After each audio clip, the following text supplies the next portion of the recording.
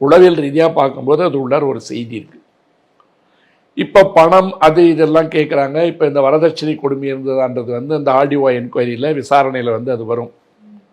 RTO விசாரணையில் அவர்கள் சாட்சிகளுடைய அடிப்படையில் திருமணம் நடந்து 7 வருடங்களுக்குள் நடக்கின்ற மரணம் என்கின்ற காரணத்தால் அந்த விசாரணை ஒரு பக்கம் நடக்கும். காவல்துறை புலன் விசாரணை ரெண்டும் ஒன்றா சேர்ந்து அந்த பொண்ணோட போஸ்ட்மார்ட்டம் ரிப்போர்ட்டில் ஒன்று இருக்க போகிறதில்ல. ஏன்னா அது விஷம் குடிச்சிருக்கு. அந்த மருந்து எங்கே வாங்கிச்சு, யார் கொடுத்தாங்க, அதெல்லாம் கொஞ்சம் வரணும் விசாரணையில். அல்லது வீட்டிலேருந்தே ஏதாவது எடுத்து வந்துச்சா, விவசாயத்துக்கு பயன்படுத்தப்பட்ட மருந்தான்றதெல்லாம் புலன் விசாரணையில் வரணும். அவங்களே கார் ஓட்டிகிட்டு போயிருக்காங்க, ஒரு இடத்துல நின்று அந்த விஷத்தை சாப்பிட்ருக்கு, ஆடியோவை பதிவு பண்ணியிருக்கு. ஆகவே இதிலிருந்து வெளிப்படுவதற்கு உண்டான வழிகள் தனக்கு எதுவும் தெரியவில்லை அப்படின்னு ஒன்று. அது எவ்வளோ சொன்னாலும் அவங்க திருந்த மாட்டாங்க அப்படிங்கிற ஒரு வார்த்தையும் சொல்லுது.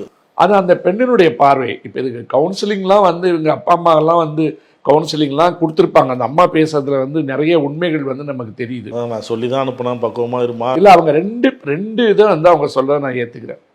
கல்யாணம் ஆகி 70 நாளைக்குள்ளே என்ன குறைகள் இருக்கிறது என்பதை ஒரு அம்மாவால் அவ்வளோ தூரம் அனலைஸ் பண்ண முடியாது. அப்பா சிலதெல்லாம் பூடகமாக தான் தெரிஞ்சுக்க முடியும். ஆனால் அந்த பையனுடைய அப்பா பார்வைக்கு போயிருக்கு. பொண்ணோட அம்மா பேட்டியில் அது தெரிய வருது. பையனோட அப்பா பார்வைக்கு போயிருக்கு, அவங்க குடும்பத்தினுடைய பார்வைக்கு போயிருக்கு. அப்போ பையனை கூப்பிட்டு அவங்க சொல்லியிருக்கணும், நாளைக்கு ஏதாவது பிரச்சனை ஆயிடுச்சுன்னா வம்புல மாட்டிப்பா, 2 குடும்பத்தோட கௌரவம் போயிருக்கணும்.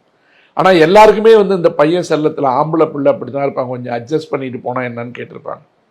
ஒரு இடத்துல சொல்கிறாங்க, அந்த பெண்ணிற்கு அவர் கூட்டு போய் துணி வாங்கி கொடுத்தப்ப கூட நீ எப்படி அதை வாங்கலான்னு கேட்டிருக்கான் இந்த பையன். அப்போ ஒரு பொசசிவ் கூட வச்சிங்க. பொசசிவாக இருந்தாலும் கூட அதுக்கும் ஒரு அளவு இருக்குது. இப்போ இது என்னவா ஆகும் அப்படின்னு கேட்டிங்கன்னா, வெறும் செய்தின்னு பார்த்தீங்கன்னா இன்னும் 2-3 நாளில் மக்கள் மறந்துடுவாங்க. இந்த நிரந்தரமாக இழப்பை சந்தித்த அந்த அப்பாவுக்கும் அம்மாவுக்கும் நம்ம எந்த இழப்பீடும் நம்மளால் கொடுக்க முடியாது. நீதி ஒன்று மட்டும்தான் அவங்களுக்கு கிடைக்கணும். அந்த நீதி கிடைக்கிறதுக்கு இன்னும் 3-4 வருஷம் ஆகும். அந்த 3-4 வருஷம் கழிச்சு கிடைக்கிற நீதி என்பது இந்த பெண்ணினுடைய ஆத்மாவை சரி செய்யுமா என்றால், நீங்கள் புராண காலத்து மாதிரி இருந்ததுன்னா அந்த பொண்ணோட ஆத்மா சரி செய்யும் சொல்லலாம்.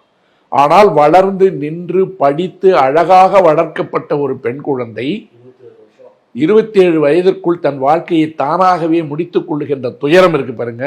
அது இருந்திருந்தா என்னவா இருக்குன்ற மிச்சகால வாழ்க்கையை யாரால் கொடுக்க முடியும்?